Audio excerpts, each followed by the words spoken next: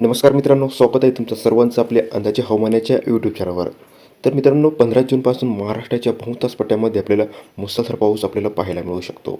तर मित्रांनो, आपण मान्सूनची वाटचाल पाहिली तर आपल्याला रायगड, सांगली, साताऱ्याच्या काही भागामध्ये मान्सून दाखल झालेलं आहे.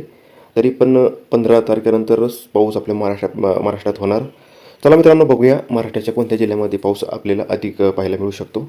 तर आपण हे सॅटेलाईट इमेजमधून आपण बघू शकतात. तर आपल्याला महाराष्ट्राच्या बहुतांश पट्ट्यामध्ये आपल्याला मुसळधार पाऊस शक्यतासुद्धा बनत आहे.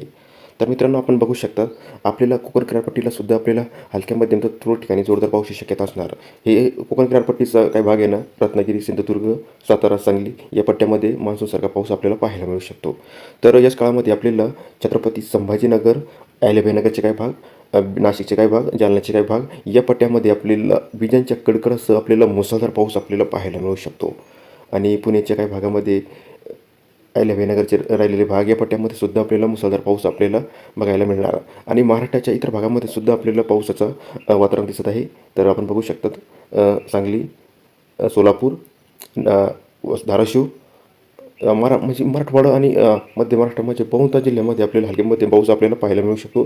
तर विदर्भात सुद्धा आपल्याला पावसाची शक्यता असणार. बुलढाणा, अकोला, चंद्रपूर, गडचिरोलीचे काही भाग या पट्ट्यामध्ये सुद्धा आपल्याला हलके मध्यम पाऊस आपल्याला पाहायला मिळू शकतो.